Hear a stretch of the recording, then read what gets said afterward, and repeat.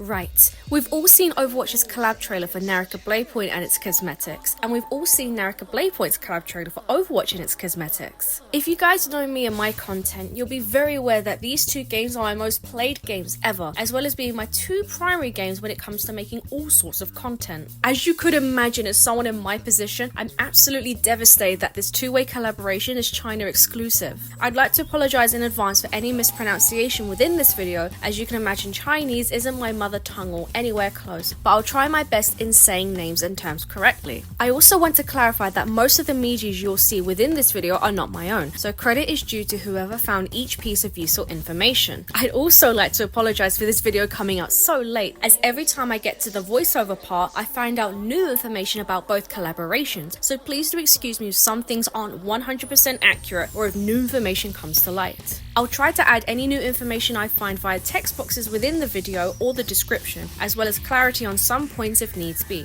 Before we get into the tangent part of the video, let's go over exactly what each game is receiving in this collaboration, starting with Overwatch. If any of you know any more information about the Overwatch collaboration, then please inform me and everyone else in the comment section below. The main star of the show is of course D.Va cosplaying as Feria Shen. However, this is a brand new skin for both of the mech pilots, and I believe that this skin is meant to be a special hybrid skin of the two girls, and therefore this is why both characters are receiving this skin. D.Va looks so gorgeous here with her new mech, converting Toki the mecha into the bronze mech, with who I believe is Baze resting on the sides, the twin buns, and just the overall aesthetic of the skin fits D.Va incredibly well, given her South Korean background. Her new highlight intro is a literal reference to the newly released Naraka trailer, where Feria Shen skyfalls into D.Va's beloved Toki mecha, and just alone it fits D.Va's energy very well. It truly could have been added into the game as any other kind of highlight intro, and you wouldn't think anything wiser. D.Va has also received a new emote to go alongside this collab, which honestly, when I watched the trailer initially, I thought the new emote that D.Va was doing was just a regular dance emote. But I guess not. I don't believe that this emote is particularly tied to Feria Shen in any way, as there are currently no emotes that Feria Shen performs in her bronze mech within the game, unless you count the one where she's fixing one of its legs. I find D.Va's new spray to be quite cute, as it's referencing the Naraka Bladepoint trailer for Overwatch, as you do see these wooden figurines being played with by D.Va and Feria Shen. The player icon is simple, but it's effective of getting the message across. Nothing to cry home about, nothing too flashy, you get the picture.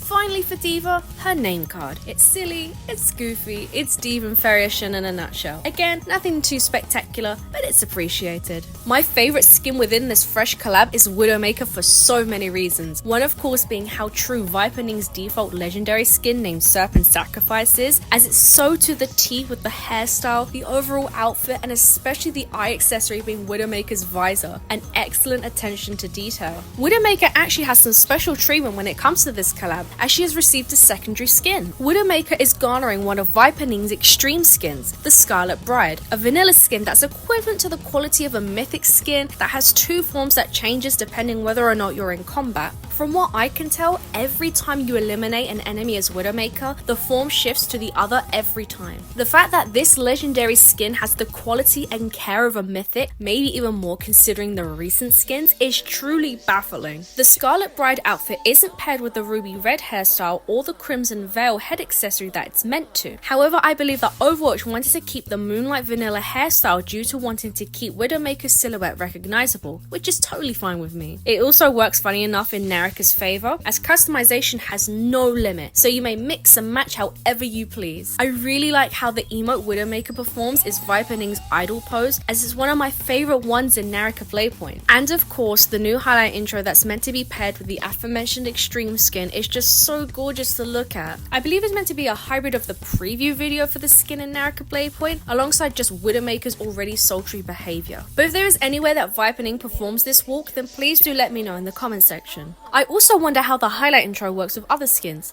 Like, does using any other skin that isn't from the Naraka Bladepoint collab just make Widowmaker do a standard catwalk across? I'm totally happy with it if that's the case. The spray that Widowmaker is given is pretty decent in my opinion. However, I believe that sprays rarely do ever slap, so I'm not going to criticize this element all too hard. However, I can definitely appreciate that Widowmaker throwing her grapple is meant to represent Vipening throwing her ability out on the enemy. The player icon that Widowmaker comes along with is so goated good in my opinion. It's definitely a strong contender against my all-time favorite player icon Peachimari for obvious reasons. There's also a name card that is absolutely amazing, again showing Widowmaker in the Scarlet Bride skin in its 2 forms. I can definitely see this name card replacing my Sombrilla Seraphim one for sure. There's also a wonderful weapon charm that must come in Widowmaker's bundle, right? The art style and art direction is very reminiscent of how Naraka Bladepoint has these cute little emote variants called bubbles. A silly, quick way to communicate to friends or foes what's exactly on your mind, and great for spamming when you're getting hard comboed. I would say my third favourite skin within this collab is definitely Wu Yang, but of course they're gonna make his skins really good. Wu Yang is cosplaying as Wu Shen in his Jinsha Sight Dream of Shu skin, along with the Daoist Priest Highlights hairstyle, which is only obtainable via the Spring Lantern Fu seasonal treasure. This is such an excellent idea which has been executed so wonderfully, and I'm so glad that they made Wu Shen's blades work with Wu Yang's water abilities. The emote that Wu Yang performs is the Will Blade legendary pose that Wu Shen performs on his card art, in which this is a pose found within a quite recent advanced battle pass. The highlight intro is based off of the fight that Wu Shen and Tianhai perform, which is from the music video JJ Lin From the Ashes. This music video was to celebrate Naraka Bladepoint's 1-year anniversary, in which, by the way, this song is an absolute banger and I totally recommend for you guys to have a listen if you haven't already. The Wu Shen spray looks so badass and fits Wu Yang's energy very well, and just like Widowmaker's spray, this spray is meant to capture Wu Shen using his ability too. The player icon is also quite nice. I favour the quality and its replicated nature more than Diva's, but of course not as much as Widowmaker's. The name card for Wu Yang is also pretty sick. It shows how tough Wu Shen is, as he's a very tactical and knowledgeable character. I'm honestly surprised how well Overwatch cooked when it came to turning Reaper into Yue Shan. I believe that the skin that has been given to Reaper is Yue Shan's vanilla legendary skin that was only obtainable through a very old battle pass. To me, it's a very odd pick for both characters, however they execute this unlikely pairing pretty well. The skin admittedly doesn't suit Reaper's dark brooding aesthetic, at least in my opinion. However, I could totally see the skin going to Reaper within the Chinese New Year period as just a general skin. So when you think of it like that, then yeah, it works and it starts to grow on ya. The emote of Reaper dragging Yue Shan's unique spear-like weapon, possibly a pike. I'm sorry, I'm not too knowledgeable on weapons, so please do inform me if you do know its correct name. Anyways, Reaper is aura farming with this weapon across the floor in a very Reaper-like fashion, which is meant to mimic Yue Shan in his ultimate. Yue Shan transforms into the Almighty General, charging his weapon into battle to launch a strong attack. Reaper's new highlight intro also references Yue Shan's ultimate as a terracotta warrior. However, I couldn't tell you if this badass intro is meant to reference an action that Yue Shan has done in the past, so again, if you guys know anything, then comment. The spray is nothing too exciting, it just sports Reaper's infamous mask on again Yue Shan's ultimate weapon, in which it's been converted into a black flag. Nothing too jazzy, but it is unique. The player icon given to Reaper, again, not too much can be said on the matter other than that it showcases the hybrid combination really well, and that it definitely shows off the two characters independently, which sounds weird and ironic to say out loud, but it makes sense in my head. Finally, the name card. Same as the player icon, nothing too crazy going on here, but I do like that Reaper is wielding 2 flags, one in each hand, as it looks like to me Reaper is performing his twirly ultimate. The last character receiving a skin within the Overwatch Naraka Bladepoint collaboration is none other than Freya, but her being mentioned last is not to say that she received the worst skin or treatment in this collab whatsoever. In fact, Freya's getup of Shy Away is looking really good. My only problem again is the pairing of the two. I don't see how a bounty hunter resembles a chief police officer, but alas, the skin combo works. Freya is given Shy Away's vanilla legendary outfit justiciary robes, the dauntless hairstyle, which admittedly in both Freya's new skin and Shy Away and Naraka Bladepoint, you can't actually tell that this is a high ponytail, but we move on. And Lawgiver's cap head accessory, in which personally this isn't my favourite accessory, but it does match the overall outfit, so I can't really fault it there. It's just not one that I'm really mad about. Funny enough, Freya is the only one to receive a weapon that is found within Naraka Bladepoint. Freya is given a legendary repeating crossbow skin named Red Sparrow, which is obtainable through the game's first vanilla legendary treasure named the Immortal Treasure. The emote that Freya conducts is just a standard flourish of a longsword, however it did look familiar to me, like it was from somewhere, but I couldn't place my finger on it, so I couldn't tell you where this emote originated. The highlight intro looks like it could be a vanilla Freya one, which is a good thing to say. With the close-up of Freya taking aim, then the fired bow shot being the main focus focus off the frame just makes a lot of sense. I think the spray is kind of cute, but not because it's a Freya spray, but rather the fact that Shayaway looks more human and candid compared to a cold, tough persona. The player icon is just a spitting image of Shayaway at the end of the day. There's no resemblance of Freya whatsoever in it, which isn't exactly a good thing, as Freya still has her blue face tattoo in the collab skin, but not in this player icon. Is such an odd choice to take. And last but not least, the name card that goes with Freya again looks very much like Shayaway, with the body language and pose direction, as well as the background art of the name card being Shayaway's black tortoise shield that she wields both in her ability and ultimate. There are a couple of non-character specific cosmetics that are being added into Overwatch, as there are 2 more weapon charms that are obtainable one way or another. One of them is a 1-to-1 replica of a legendary fan skin named Nightglow, a free fan cosmetic given to players as a thank you during Naraka Bladepoint's 3rd year anniversary events. The other weapon charm is based off of one of the in-game silly quote-unquote characters. I do not know if she has a name, but please do inform me if she does. Her first appearance was when the Guangdong permanent minigame was introduced, and has from my memory only one other appearance in the form of a bubble, in which I believe it was earned through some kind of event, but my memory fails me on which one, as Naraka Bladepoint hosts way too many to count. Lastly, there is a souvenir as the final crossover cosmetic, and again it's another in-game silly quote-unquote character. I know that this little guy has a name, but for the life of me I can't remember it. Someone please remind me in the comments. He makes several appearances in Naraka Bladepoint in the form of bubbles and head accessories, a very silly way to express yourself through your characters. We've gone through what Overwatch's contribution is to creating cosmetics for Naraka Bladepoint. Now let's talk through what Naraka Bladepoint's contribution is to creating cosmetics for Overwatch. Truth be told, when I was skimming through the released footage, Naraka Bladepoint's crossover cosmetics are way better than Overwatch's in my humble opinion. I want to apologize again for any mispronunciations within this portion especially, as again I'm not very knowledgeable on pronouncing Chinese words nor any other non-English language, so please do pardon me if I just flat out refuse to try and pronounce anything. Again, we'll start with our main diva, Feria Shen as Diva. Feria Shen's outfit is her cosplaying as Hana Song herself in her Overwatch 2 design, or just Overwatch now, as the Overwatch 1 skins are now named Overwatch Classic, but for the sake of making things easier to understand, I'll just keep referring to them as Overwatch 2 skins, as well as being paired with a super cheap Ultimate Transformer thanks to the discount. I always love how Naraka Bladepoint really dive into making characters look one-to-one and true to the source material. If you're familiar with how some cosmetics and items work in Naraka Bladepoint, some can be upgraded with a special currency called glazed crystals. Remember Diva's skin as the hybrid that I mentioned earlier? Well, in this case, you can use glazed crystals on both the outfit and Ultimate Transformer to also have the Feria Shen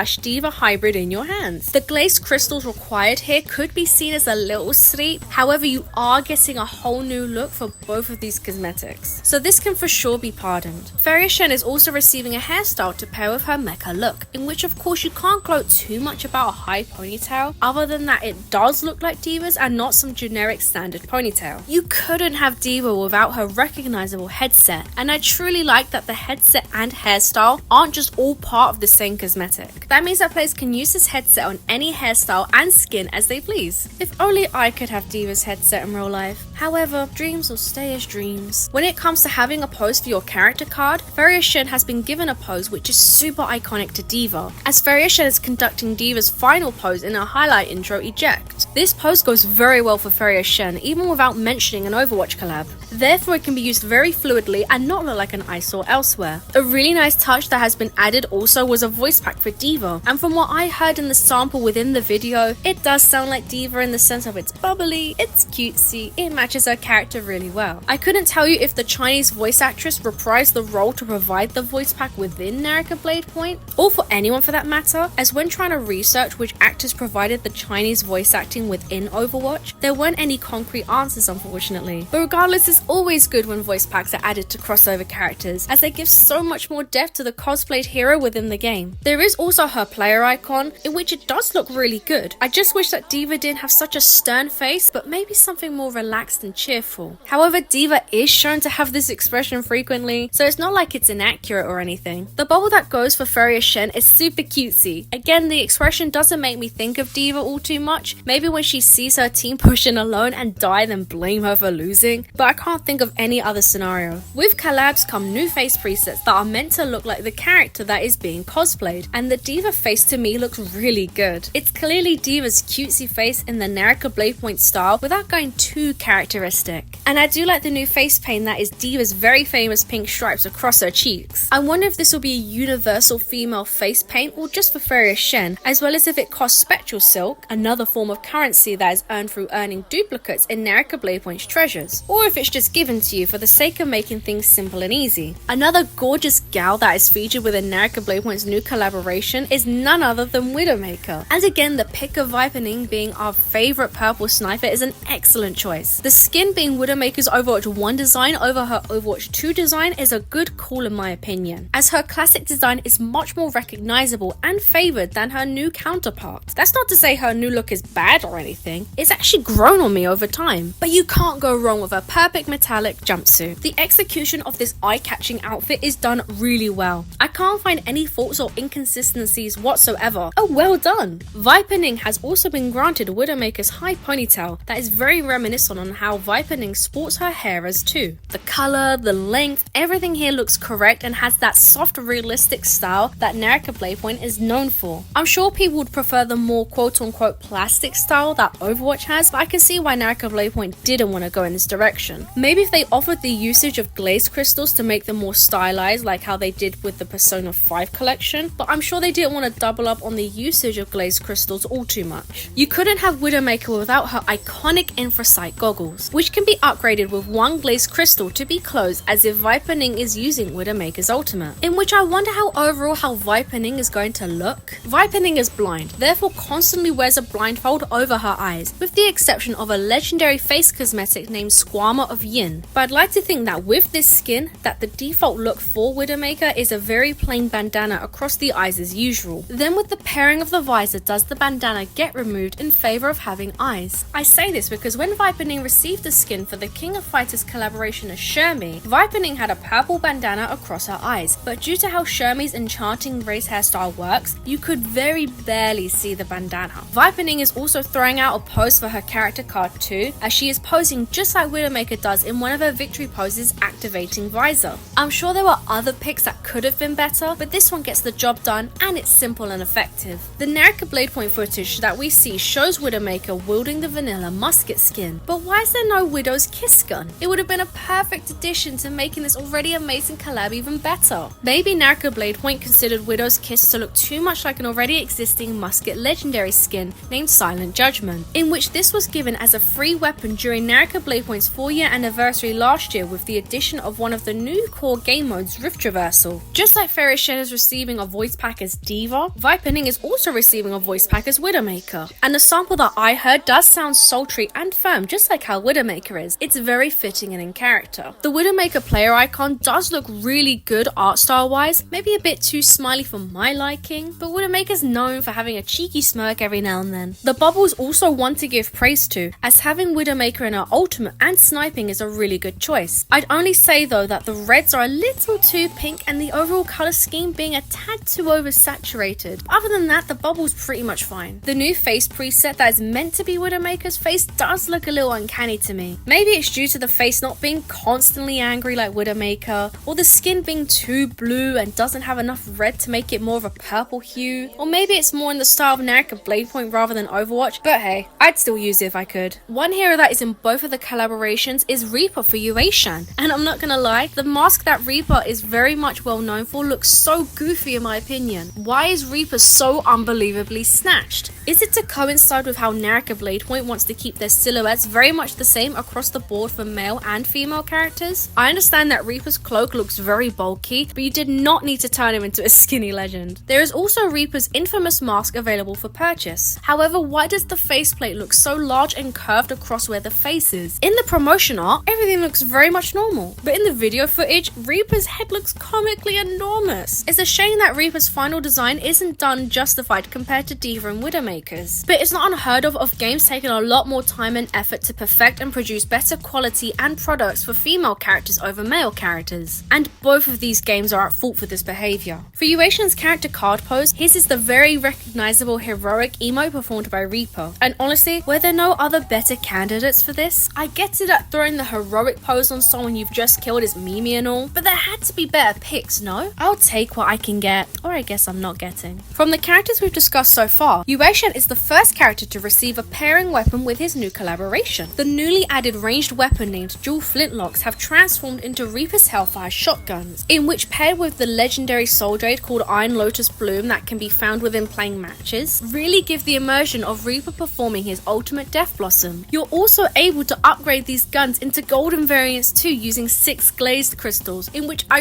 really love that this was added, as it makes me feel like a lot of love, thought and effort was put into making all these wonderful cosmetics. Just like everyone else so far, there's also a voice pack for Yuashan to really get into the role of Reaper, and I think the voice filter effect does a lot of the heavy lifting here, but that's not to say that the voice acting itself isn't good. It's just that as long as you have a low enough voice that is somewhat grizzly, you're able to get the pass quite easily. That's all. I feel like the profiling of Reaper's player icon is a little odd seeing Reaper head on, but I mean, all face portraits from any character within Naraka Bladepoint is head on. It's just that Reaper looks like he's taken up all the retail space provided in the square portrait, and honestly his forehead looks pretty large too. There's also a bubble of Reaper who's just finished blasting one of his shotguns, portrayed by the smoke emitting from the barrel, and Reaper showing such disdain on his face. I'm honestly impressed of how the artist who made this bubble was able to portray such anger with a character who wears a skull for a mask constantly. Lighting and shadow go a long way. Reaper was also surprisingly given a new face customization as well as a purchasable hairstyle. This younger look of Reaper is very reminiscent of his Soldier 24 skin, where he was a member of the Overwatch team back in the day. And even though I'd say that Reaper's new face preset looks a little chubbier than it should, maybe it's meant to be his cheekbones, but the face just looks wide to me. That is definitely Reaper's face, 100%, no doubt about it. Overwatch might have added Shay away for Freya and Wu Shen as Wu Yang, but Naraka Bladepoint added Genji to the very fitting character Takeda Nobutada. The choice here of both of these guys being Japanese, having two halves to them, both metaphorically and literally, that they constantly battle is a no-brainer. The actual skin for Takeda being Genji is done quite nicely, and I'm glad that Naraka Bladepoint chose Genji's Overwatch 1 design over his Overwatch 2 design, just due to the fact that 1, it's such an iconic, very memorable look that really takes you back to the classic Overwatch days back in 2016, and 2, the Overwatch 2 design is just Genji with a hoodie. Man just put some clothes on and called it a day. Of course you couldn't have a Genji cosplay without his helmet, could you? And again, the way it looks is really good, and it blends in really nicely with the skin. Can't really complain or comment too much. I really like the choice of pose they've given Takeda to perform during his character card, as it's a recent addition to Overwatch. One of Genji's more recent highlight intros, the final pose in Blade Balance. I like this highlight intro already so much in Overwatch, and imagining a cosplaying or just standard Takeda doing this is so badass, and it's such a great refreshing choice. Just like Yuashan cosplaying as Reaper being paired with his Hellfire shotguns as dual flintlocks, Genji comes along with his Eye Striking katana, both as the standard design and a golden variant for 6 glazed crystals. I'm not sure if it rests on the side of your hip just like the standard katana does in Naraka Bladepoint, or if they've made an exception to have it resting on your back,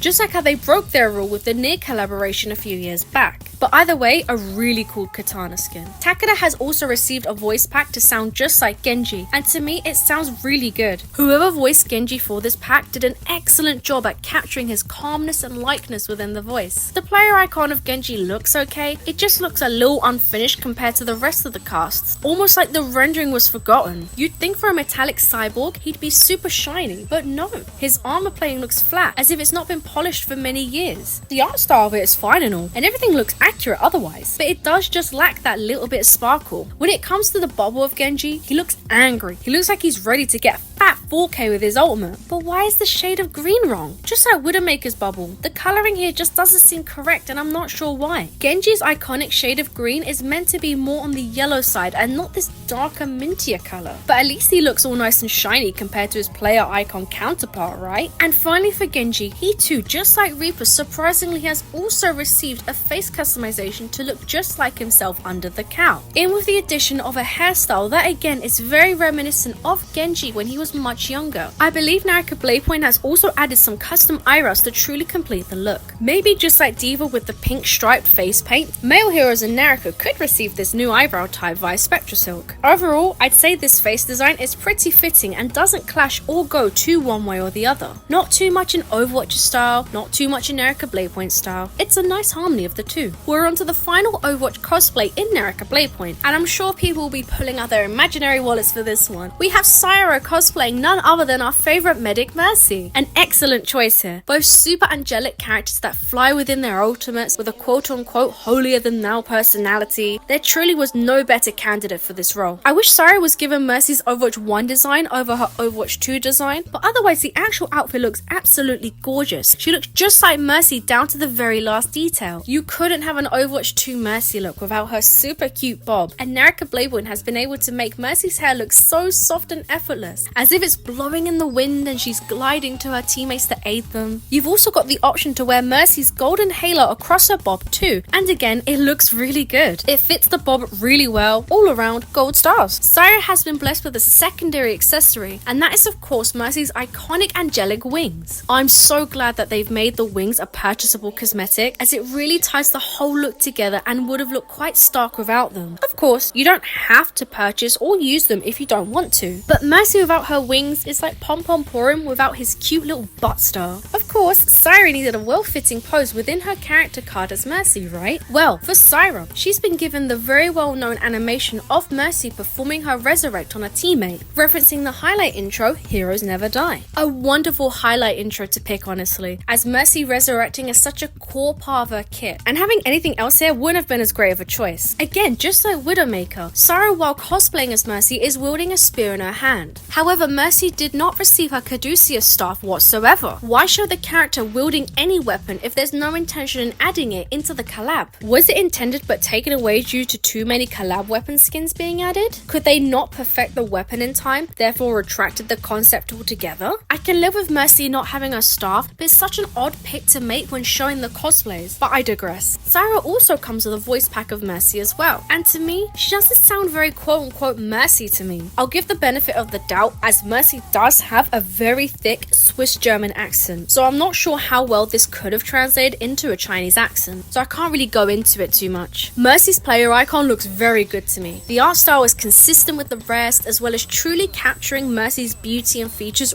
really well. I could see many people rocking this player icon. To me, the pose Mercy's conducting in the bubble is interesting. I mean, I'm sure she's meant to be in a candid pose, being all peaceful and angelic and whatnot, but like, why does she look like she's sniffing her finger? Why has she got the biggest case of blush blindness? Asking these two questions back to back, especially around Valentine's Day. Let's give her some alone time, shall we? When it comes to the new face that Syra has received to look like Mercy, it's an okay face. I can see Mercy in the face, but maybe Naraka Bladepoint style is flourishing the most through this. But I mean, it's a right face. It's Mercy at the end of the day. Alongside character-specific additions within this massive collaboration, we've also got some standalone items. Maybe some are paired in the previously mentioned character packs, but from my judgment of seeing how Naraka Bladepoint does collabs, I'm sure these items are sold on their own, earned via the tied-in event, or are in their own unique packs. Considering that Widowmaker and Mercy didn't receive a weapon to fully complete their looks, we did receive Reinhardt's Overwatch 2 design of his rocket hammer as a pole sword. This too can be upgraded to the golden variation for an additional 6 glazed crystals, and I've got to say, I'm extremely jealous that I can't thwack people around left, right and center with this hammer. There is also a legendary kill announcement that is very much diva coded, with the ability to level up each time you earn a final blow in your kill, ranging from earning 1 kill, 2, 3, 4 and 5 and above. And I really like the visuals and sound effects that are tied to this kill announcement. It's cutesy, it's got massive gamer vibes, it's a job well done. There is also a special rescue effect too, being of course Mercy's resurrection ability. There was truly no better choice for this decision, and I love the little healing icon that rests in your palm when resurrecting your teammate. To go alongside the character card poses that were mentioned earlier, there is a universal background and base to truly complete the look. You can see the background being in the setting of Lijiang Tower, specifically the control center. I'm not sure if the base is meant to be a specific object found within Overwatch. It kinda looked reminiscent of the elevators that are found across certain maps, but honestly I'm not sure if it's meant to be something specific or not. Fill me in the comments. Naraka Bladepoint loves to do silly items that you can wear on your characters too, excluding Yotohime and many of the head accessories. And one that you're able to most likely earn is an adorable Pachimari wearing some festive Chinese New Year garments, cutely placed on top of your head. This is of course very fitting, as Chinese New Year is currently being celebrated, and Pachimari is here to celebrate. Don't they just look so adorable? Excluding cosmetics at the moment, there are some actual gameplay elements being added too. There are 5 unique attributes being added into the main Battle Royale mode for a limited time, in which they are corresponding to most of the 5 characters added, where depending on which one you find within the match, you're able to have the mecha eat the enemy's blue focus and ranged attacks,